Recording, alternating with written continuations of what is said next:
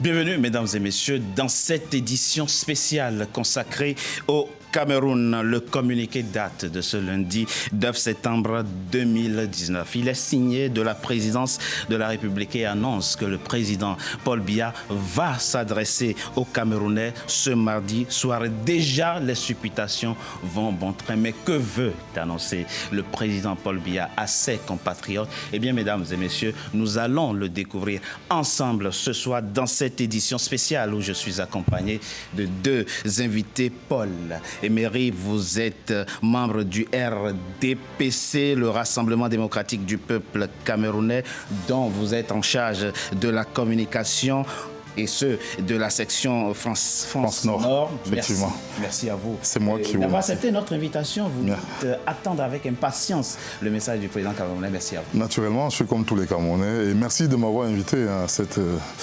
importante émission. Merci à vous, un grand habitué de mes émissions et de mes plateaux. Il est analyste politique. Brice Nzamba, merci à vous d'avoir accepté notre invitation. Vous êtes, avant d'être analyste politique, avocat au barreau de Paris. Merci. Je vous remercie, Richard. On le dit, imprévisible, énigmatique. Il a le goût du secret, flegmatique, il parle peu. C'est dire que son message de ce mardi soir est très attendu des Camerounais, dont certains se sont d'ailleurs confiés au micro de Viviane Baoken de notre rédaction de Yaoundé au Cameroun. On les écoute. Les Camerounaises attendent aujourd'hui ce que l'Europe dise que stop à tout ce que nous vivons aujourd'hui sur le territoire camerounais. Il est temps que le chef de l'État dise un peu de quel côté il se trouve et nous situe par rapport à la résolution de cette crise. Si la guerre peut s'arrêter, nous avons vu que l'école a repris, quoique timidement dans certaines régions. Mais sinon, tous les Camerounais voudraient vraiment la paix, que la paix revienne. Les Camerounais espèrent que le président de la République prenne le taureau par les cornes et qu'il s'adresse à la nation en donnant quelques pistes de solutions. Un discours d'apaisement et de confiance, qui redonne confiance aux Camerounais. J'aimerais que le président nous rassure sur la rentrée de la paix dans les régions du nord-ouest et du sud-ouest. Ce ne sont pas des sujets qui manquent. La création d'un cadre concret du dialogue en vue de la résolution de la crise dans les régions du nord et du sud-ouest. En ce qui concerne l'après-élection présidentielle de 2018, on a l'affaire Maurice Kamto ainsi que ses co-accusés. Brice Nzamba, dès que le communiqué a été rendu public ce lundi 9 septembre, plusieurs hypothèses sont évoquées, y compris les plus folles, dont l'une nous ramène au jeudi 4 novembre 1982. Il est 20h30 et le président Ahidjo s'adresse à ses compatriotes. Il dit « Camerounaises, Camerounais, mes chers compatriotes, j'ai décidé de démissionner de mes fonctions de président de la République. » J'ai parlé d'hypothèses folles. Pourquoi, déjà, certains Camerounais pense à cette hypothèse? Bon, ben, écoutez, puisqu'il faut déjà dire que le président Paul Biya a des moments précis son entretien avec la population. On sait bien qu'il y a le discours de février, du 10 février, avec la jeunesse, le discours du mois de mai sur l'unité, et puis le discours de la fin de l'année. Alors, quand il y a un discours qui sort un peu des habitudes, qui sort de l'ordinaire, bah, en ce moment-là, chacun y va de son hypothèse. Alors, l'hypothèse sur la démission, il faut le dire parce qu'il y a déjà une jurisprudence au Cameroun, puisque ça a déjà existé, vous venez de l'évoquer. Oui. Et donc, c'est une possibilité, si on dit dans le sens où tout est possible, hein, mais bon, après, il faut rester réaliste. Il faut rester réaliste, vous. Le président Biya s'est maintenu au cours de cette élection présidentielle. Il a été réélu, hein, il faut le dire, en tout cas officiellement. Donc, s'il avait des intentions de se retirer, il se serait retiré avant cette élection. Donc s'il est resté, qu'il a été candidat, c'est qu'il a encore l'envie de pouvoir servir son pays. Il a dit d'ailleurs qu'il veut continuer à servir le Cameroun et les Camerounais. Paul Emery, oui. Vous pensez plutôt à quelle hypothèse? Qu'est-ce que le président Paul Biya pourrait annoncer ce soir aux Camerounais? Je pense que ça sera vraiment sans grande surprise parce que la conjoncture à la fois politique et puis économique appelle vraiment un discours très fort du président ce soir. Et l'hypothèse sur laquelle vous travaillez à l'instant, à savoir celle de la démission, non, pas du tout, on n'a pas travaillé sur cette hypothèse, vous savez. Mais vous l'avez évoqué. On l'a évoqué parce qu'effectivement, ça agite les réseaux sociaux. Alors, ce que je dirais, d'un mot là-dessus. Allez-y très rapidement. Les institutions camerounaises sont là, elles existent. Absolument. Nous avons le Sénat, il y a l'Assemblée nationale. Et si, par aventure, cette situation arriverait, elle serait dans le cadre, elle se ferait dans le cadre de ces institutions-là. Donc, il n'y a pas de surprise là aussi. Alors, Brice Nzamba, on l'a vu, les Camerounais qui se sont exprimés au micro de Viviane Baoken de notre rédaction de Yaoundé au Cameroun. Ils l'ont dit, on sent une forte attente du renforcement de la cohésion nationale, du lien social. C'est très attendu. Ça veut dire que le message du président Paul Biya ce soir doit aussi et surtout aller dans ce sens du renforcement de l'unité nationale, de la cohésion sociale. Oui, parce que ce qu'il faut dire, c'est que le Cameroun, depuis un certain moment, connaît quand même des crises. D'abord, on a connu la crise anglophone, il faut le dire. Il y a aussi la crise post-électorale qui n'est pas encore complètement soldée. Et donc, quand on voit le contexte politique actuel du Cameroun, il faut le dire, ce n'est pas la stabilité telle qu'on a connu le Cameroun peut-être à un certain moment de son histoire. Donc aujourd'hui, les populations, ce qu'elles veulent, c'est avoir un chef d'État qui va leur redonner espoir. Et quand on dit redonner espoir, c'est tracer un chemin collectif vers un idéal bien précis. D'abord, le premier idéal à pouvoir concrétiser, c'est d'abord le retour à la paix, le retour à la confiance. Le retour à la confiance. Le retour à la confiance. Si on ne peut pas dire guerre, on peut quand même dire qu'il y a des conflits. Il y a un conflit. Effectivement, il y a un conflit armé dans le septentrion. Il y a un conflit armé dans le septentrion. Il y a une situation sécuritaire du côté de l'Est. Et puis, effectivement, il y a une situation de maintien de l'ordre renforcé dans les zones du Nord-Ouest. Tout ça, ça indique que le Cameroun a besoin de stabilité. A besoin de stabilité. Parce qu'il y a de plus en plus d'éléments de nature à montrer que le pays n'est pas stable. Non, il faut le dire. Si vous me permettez, tout ce que vous évoquez à l'instant là a un vocable chez nous qu'on appelle le vivre ensemble.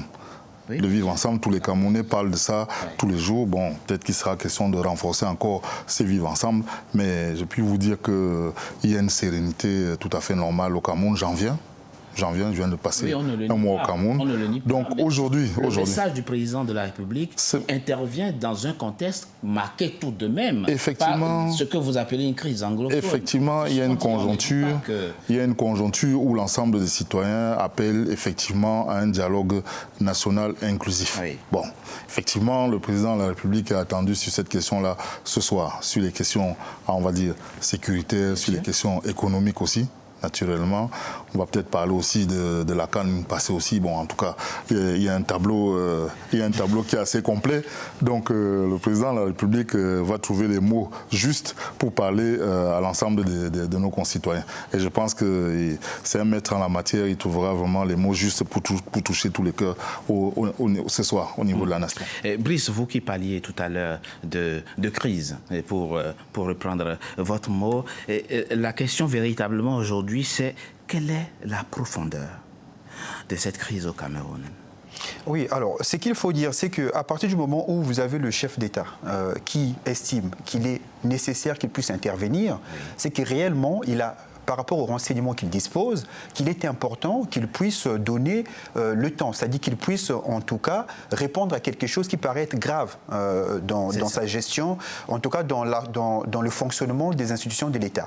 Donc aujourd'hui, la crise, il faut d'abord la voir, il y a la crise du vivre ensemble, il faut le dire, parce qu'il y a quand même, avec les compatriotes anglophones, il faut le dire, les originaires de la région du sud-ouest et du nord-ouest du Cameroun, qui estiment qu'ils ne sont pas entendus comme ils devaient être entendus, puisqu'ils sont une minorité linguistique, et eux, ils estiment qu'il faudrait qu'ils aient plus d'autonomie, hein, c'est leur revendication, qu'ils aient plus d'autonomie et que leurs revendications soient plus entendues, qu'ils soient plus représentés au sein des institutions de l'État. Parce que la vraie question, à mon avis, c'est une question de représentativité. Non, je pense que, si vous me permettez, la question de la représentativité n'est pas sur la table, puisque nos compatriotes de langue anglophone sont parfaitement représentés dans l'ensemble des institutions de l'État. J'en veux pour preuve que... parfaitement. Hein, j'en veux pour preuve que le Premier ministre aujourd'hui est d'obédience anglophone. D'accord? Alors, sur cette crise en particulier, un certain nombre d'outils ont déjà été déployés sur le terrain. Il y a la commission pour le bilinguisme, il y a la commission pour le désarmement. Bien sûr. Il y a aussi un plan d'aide d'urgence de plus de 12 milliards qui a été mis en place. Tous ces outils concourent à ramener la sérénité. Le Premier ministre, depuis avril, a entrepris d'ailleurs. Avant lui, et d'ailleurs même avant lui, l'ancien Premier ministre, M. Philémon Ayon, avait aussi fait un travail considérable dans le cadre de la résolution de cette crise. Et effectivement, aujourd'hui, l'attente de la plupart des acteurs sociaux est d'aller vers un dialogue qui est appelé de toutes parts. Maintenant, les contours de ce dialogue, seul le président de la République peut les fixer. Donc on verra bien ce que le président dira tout à l'heure. Et le format du dialogue d'ailleurs. Mais reste une question centrale par rapport à la question du dialogue, c'est dialoguer avec qui et parler de quoi? Justement, toutes ces questions, je pense que si le président apportera des réponses, je l'espère du moins. Et je pense que c'est pour ça qu'il va s'adresser à la nation. Brice, vous pensez que effectivement des annonces décisives sont attendues de la part du président de la République? Ce soit la question centrale que j'ai évoquée et que évoquent certains protagonistes de la crise dite anglophone, c'est de quoi voulons-nous parler et avec qui? Et quand j'en prends effectivement la question du côté du pouvoir, qui sont aujourd'hui les interlocuteurs du pouvoir, notamment pour aborder la question de la résolution de la crise anglophone? Ah non, mais il faut, parce que quand on veut dialoguer, on veut forcément dialoguer avec celui avec qui on n'est pas d'accord. Sinon, on se parle soi-même et ce n'est plus un dialogue, ça devient un monologue. Voilà, donc à partir du moment où on veut dialoguer, ça veut dire qu'on veut discuter avec des personnes avec lesquelles, à la base, on n'est pas d'accord. Et les personnes avec lesquelles le pouvoir n'est pas d'accord, c'est précisément les personnes qui portent les revendications de ces zones considérées comme des zones anglophones. Donc ces personnes-là sont connues. Mais après, elles disent libérer d'abord. Notamment les leaders que vous avez arrêtés. Alors ça c'est un autre. En fait, en fait, tout ça, c'est des éléments qui vont faire partie certainement du contenu du dialogue, parce qu'il n'y a pas seulement les leaders de la cause anglophone qui ont été emprisonnés. Il y a aussi des leaders comme les Maurice Kamto et puis les autres. Mais c'est pour ça que je précise. Je précise que ça peut être des éléments qui peuvent être traités ensemble, voilà, parce qu'il y a la crise anglophone, mais il ne faut pas oublier qu'il y a aussi la crise post-électorale. Voilà, donc ça c'est un autre aspect, j'espère qu'on va en parler. Non, mais Paul Emery, effectivement, il est clair sur cette question, il n'y a plus de crise post-électorale. Il n'y a pas de crise post-électorale. Il n'y a pas eu de crise post-électorale. C'est ce qu'il va nous dire Paul Emery. C'est pas ce que je veux dire. Là, on parle tous de la réalité. À un moment donné, l'élection présidentielle a eu lieu. Il y a eu des contestations qui ont été faites auprès du Conseil constitutionnel. Le Conseil constitutionnel a vidé le contentieux. Ensuite, la proclamation des résultats a été faite. On sait très bien, le président Biya a été déclaré vainqueur avec 71%. À partir de là, il n'y a plus de débat. Maintenant, la crise post-électorale qu'évoque... Non, les conséquences, c'est ce que je vais dire, parce que moi, je ne parle pas... De mon point de vue, c'est des conjectures. Aujourd'hui, la situation de M. Maurice Kamto est une situation parfaitement singulière. Qu'est-ce qui se passe? C'est que l'opposition camerounaise, depuis une vingtaine d'années, n'a pas réussi à créer les conditions de comment ça s'appelle, d'un changement. Pourquoi? Parce que c'est d'une alternance. D'un changement, je dis. Pourquoi? Parce que cette opposition rêve toujours du grand soir, comme 1917, un renversement de toutes les institutions, etc., etc. Et Maurice Kamto... Priorité au direct, je vous arrête. Le président Paul Biya du Cameroun veut s'adresser aux Camerounais. Écoutons le président Paul Biya. Il faut que ça soit plus grand, plus fort.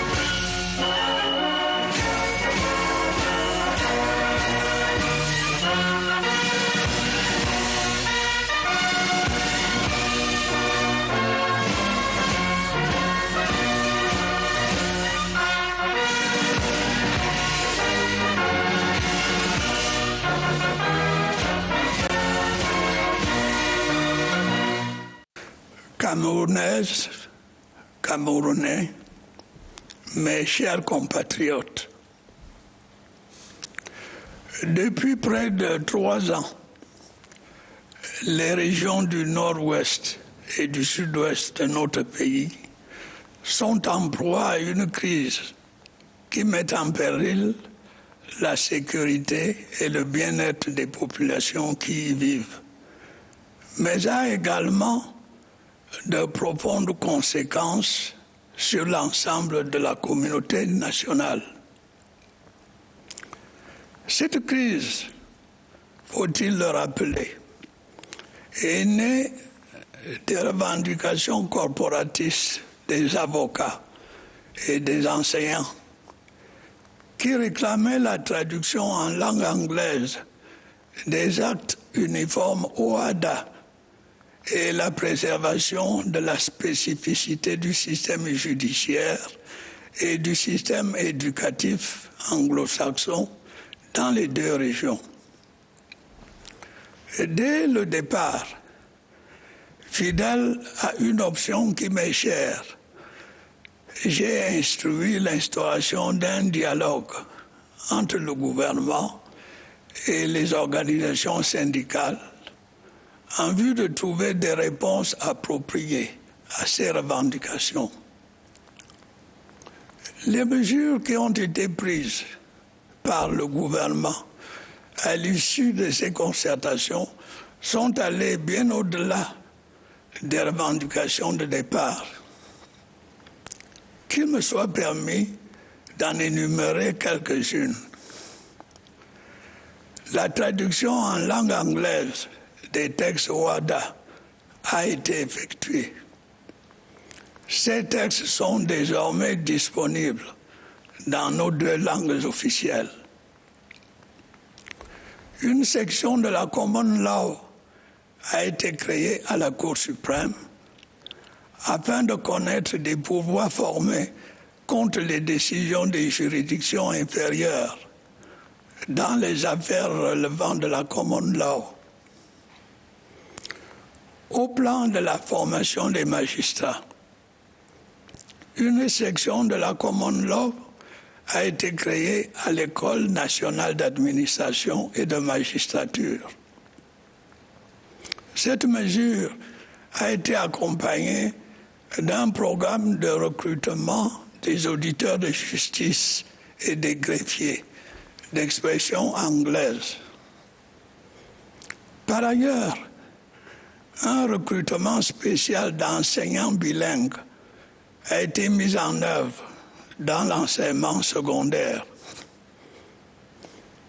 Au plan judiciaire, un arrêt des poursuites a été ordonné en faveur de certaines personnes interpellées dans le cadre de ces revendications.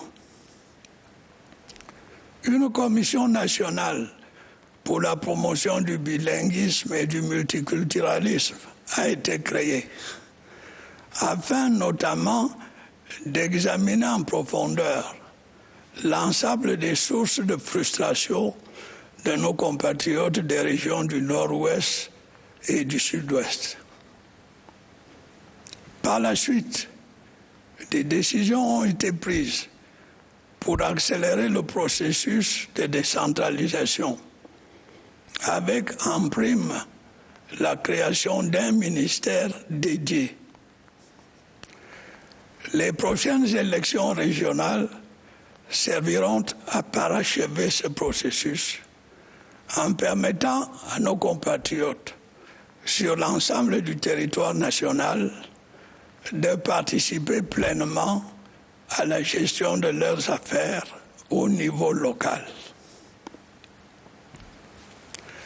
Mes chers compatriotes, malgré ces efforts du gouvernement, des mouvements radicaux, principalement inspirés de l'étranger, ont récupéré et dévoyé les revendications corporatistes.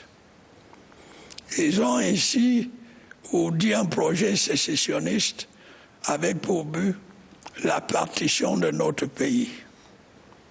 À cette fin, ils ont constitué et financé des groupes armés qui ont causé un lourd préjudice aux populations des régions du Nord-Ouest et du Sud-Ouest. Le monde entier a été témoin des atrocités commises par ces groupes armés.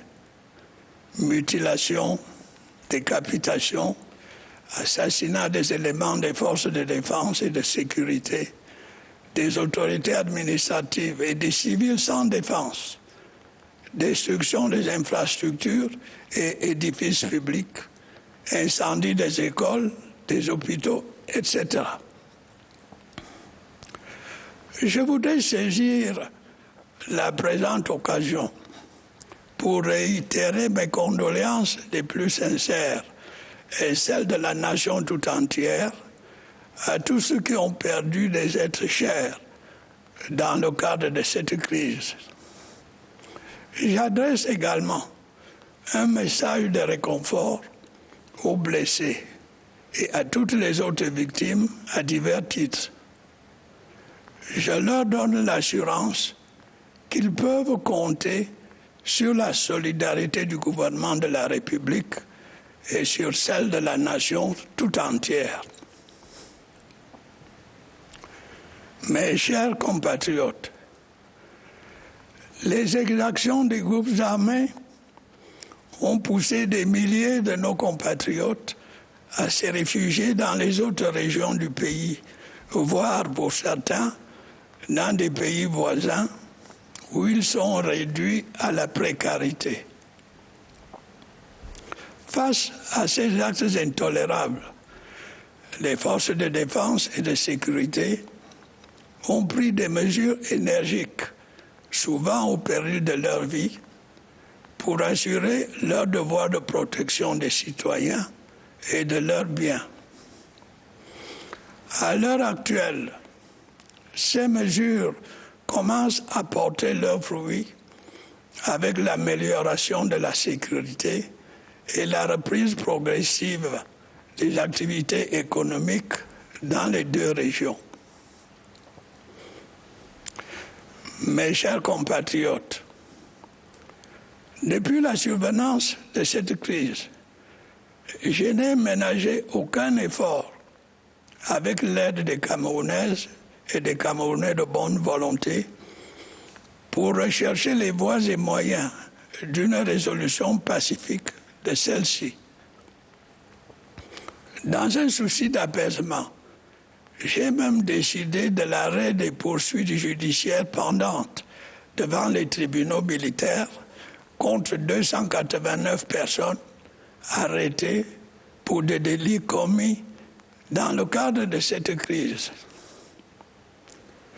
Dans le même ordre d'idées, j'ai adressé une offre de paix aux membres des groupes armés en les invitant à déposer les armes et à bénéficier d'un processus de réintégration dans la société.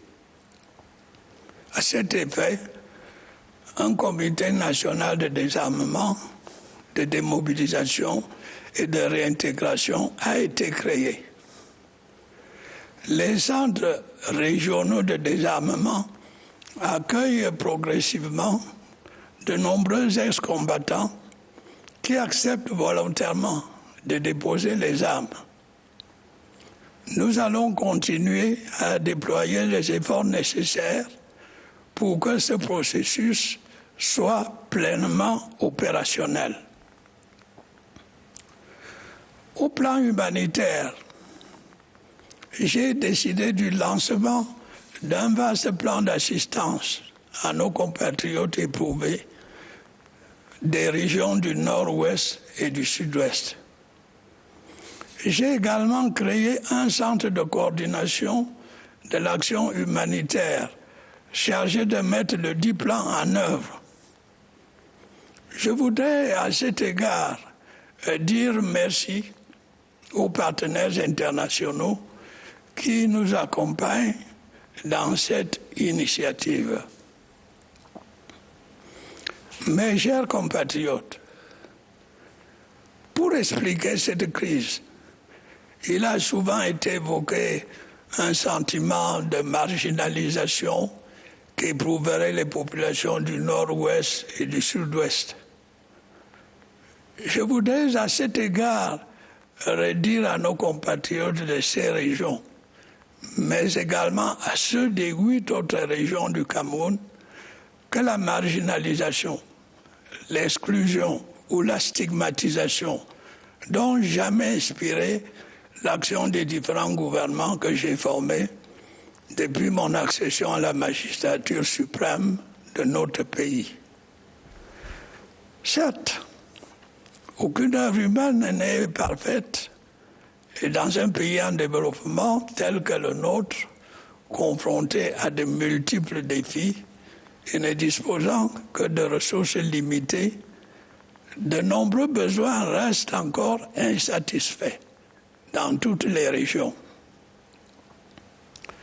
Fort du soutien massif que vous m'avez accordé lors de la dernière élection présidentielle, je continuerai à œuvrer sans relâche avec toutes les filles et tous les fils de notre pays à relever les multiples défis auxquels nous sommes confrontés pour améliorer le bien-être de nos populations, notamment en matière d'infrastructures, d'approvisionnement en eau et en électricité, de couverture sanitaire et d'emploi des jeunes.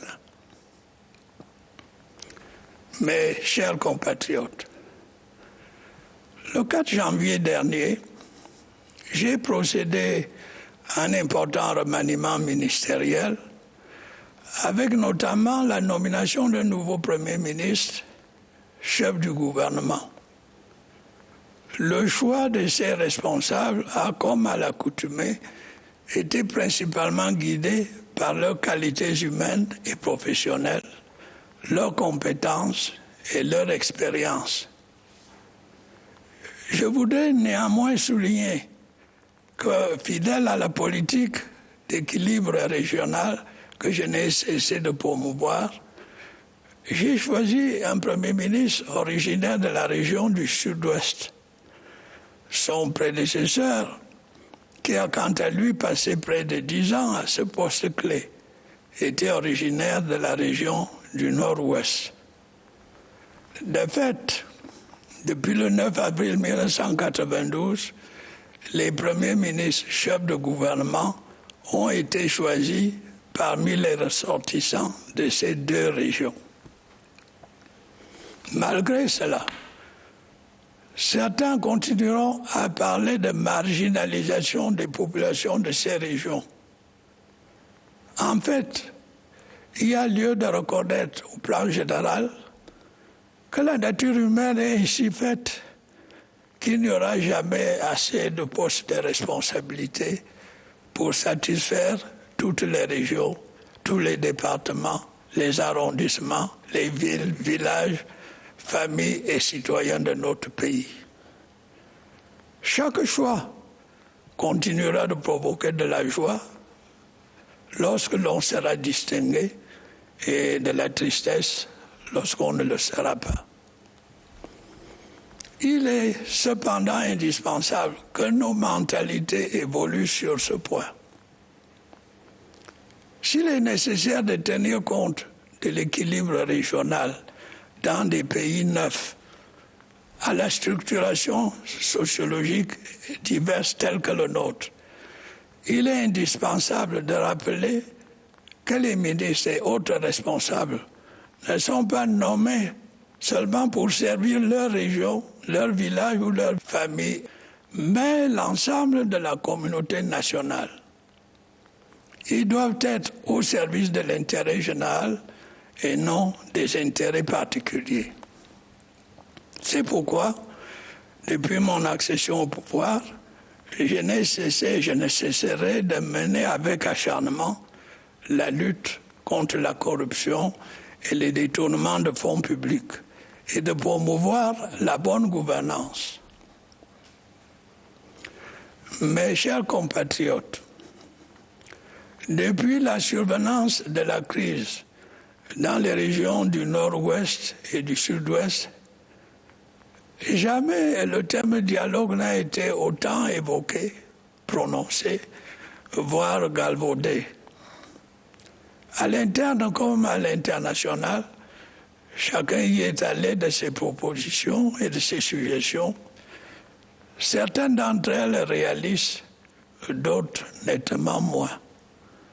Les conseils ont afflué, certains avisés, d'autres intéressés. D'aucuns se sont même risqués à des injonctions. Des initiatives multiples et diverses ont également fleuri. La plupart du fait de personnes de bonne foi, de pays ou d'organisations véritablement soucieuses du devenir de notre pays et du bien-être de nos populations. Qu'il me soit permis de les remercier pour leurs efforts et leurs témoignages d'amitié. Il y a toutefois lieu de remarquer que la prolifération de ces initiatives s'est parfois malheureusement appuyée sur des idées simplistes et fausses procédant de la propagande sécessionniste.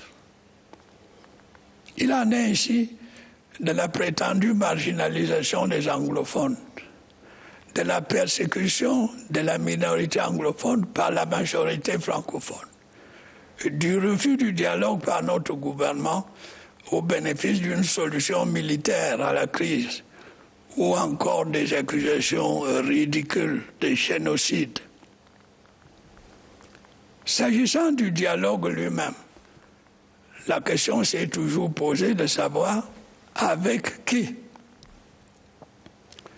Les nouvelles technologies de l'information et de la communication, et notamment les réseaux sociaux, ont malheureusement favorisé l'apparition des leaders autoproclamés, d'extrémistes de tous bords, essayant d'asseoir leur notoriété par le biais d'injures, de menaces, d'appels à la haine, à la violence et au meurtre.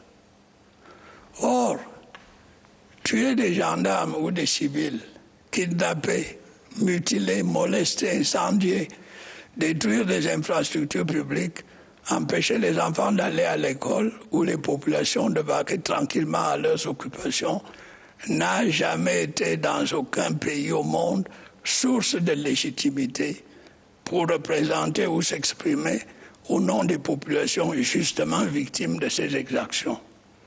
En démocratie, seule l'élection confère une telle légitimité. Mes chers compatriotes, les nombreuses consultations que je n'ai cessé de mener au sujet de cette crise m'ont permis de prendre la mesure de l'ardent désir des populations des régions du nord-ouest et du sud-ouest de retrouver le cours normal de leur vie, de pouvoir de nouveau en toute sécurité exercer leurs activités économiques et sociales, de voir les réfugiés et les personnes déplacées revenir et les enfants retrouver le chemin de l'école.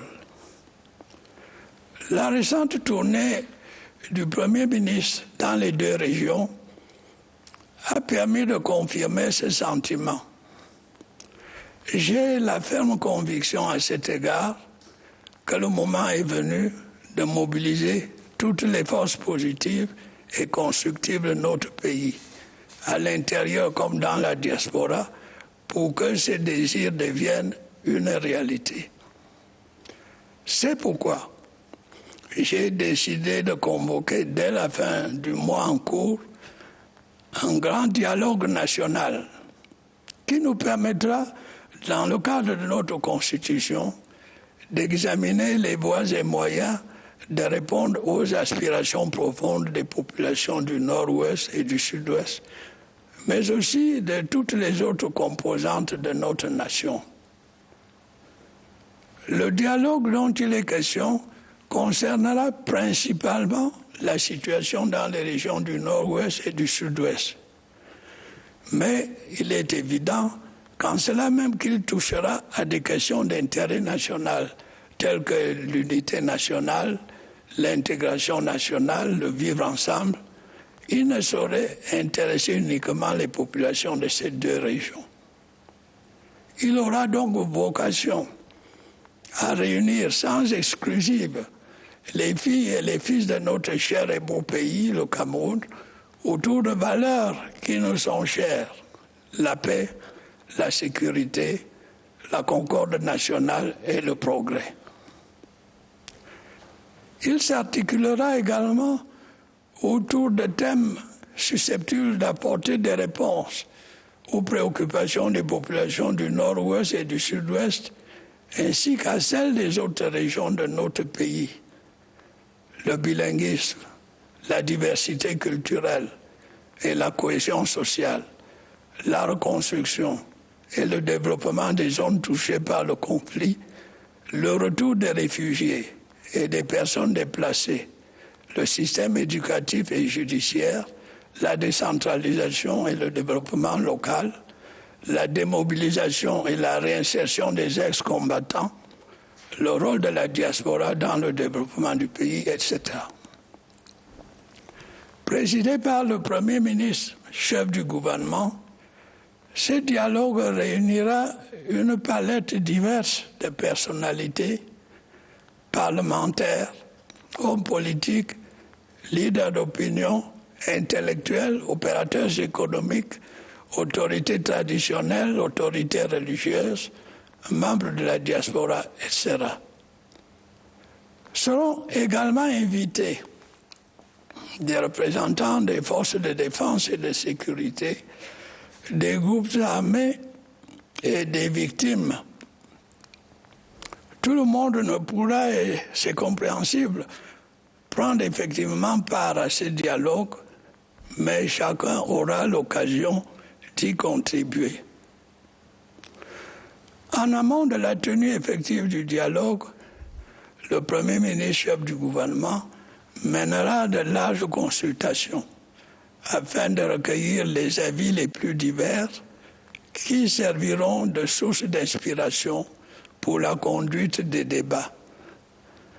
Des délégations seront également envoyées dans les prochains jours à la rencontre de la diaspora afin de lui permettre d'apporter sa contribution à ces réflexions sur la résolution de la crise. Je voudrais, à cet égard, en appeler au patriotisme et au sens des responsabilités de tous nos compatriotes, de l'intérieur comme de la diaspora, pour que chacun, où qu'il se trouve, saisisse cette opportunité historique pour contribuer à conduire notre pays sur les chemins de la paix, de la concorde, de la sécurité et du progrès. Mes chers compatriotes, la propagande des sécessionnistes a voulu présenter les décisions de justice récemment rendues à l'encontre d'un certain nombre de nos compatriotes dans le contexte de cette crise comme un obstacle au dialogue envisagé. Il n'en est rien. Je voudrais d'ailleurs en profiter pour préciser que le respect de la règle de droit et la lutte contre l'impunité constituent les piliers de la consolidation de l'état de droit à laquelle nous aspirons tous. Fouler aux pieds la règle de droit et assurer l'impunité à certains citoyens aboutirait à préparer le lit de l'anarchie. Il est donc fondamental à ce stade de dissiper les rumeurs selon lesquelles l'on peut tranquillement piller, violer, incendier, kidnapper, mutiler, assassiner, dans l'espoir qu'un éventuel dialogue permettra d'effacer tous ces crimes et d'assurer l'impunité à leurs auteurs.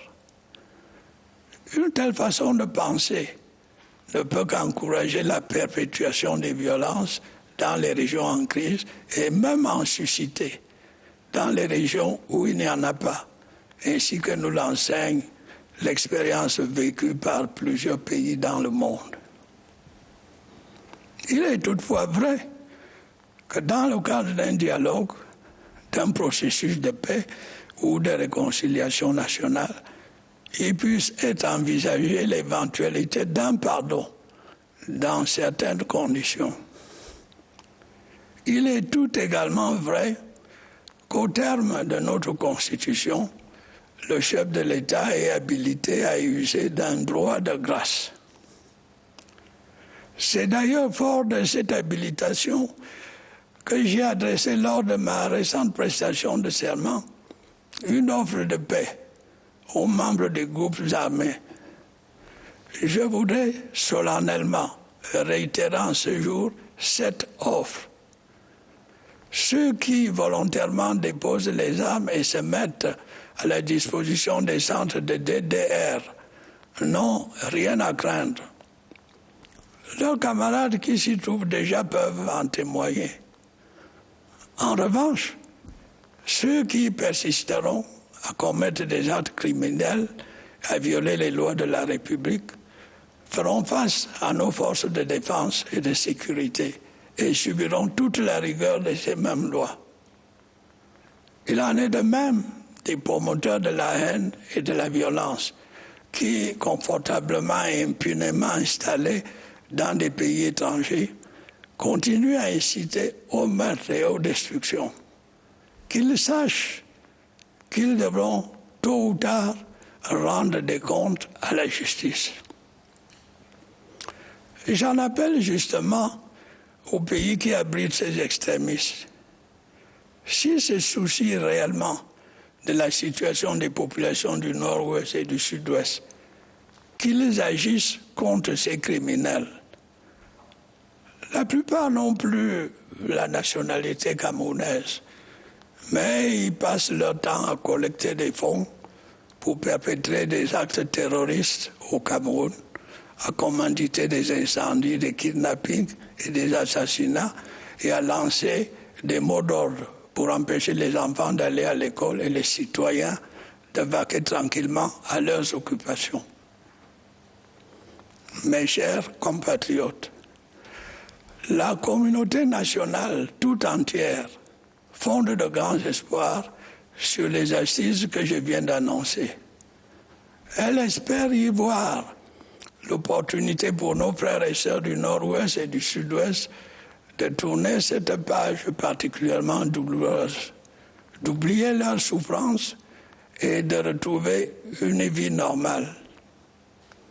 Elle espère également voir notre pays poursuivre résolument sa marche vers le progrès, grâce à une réflexion féconde sur les voies et moyens de créer les conditions d'une exploitation optimale des ressources naturelles et du formidable potentiel humain que recèle notre pays. Nous devons donc tous œuvrer à leur succès.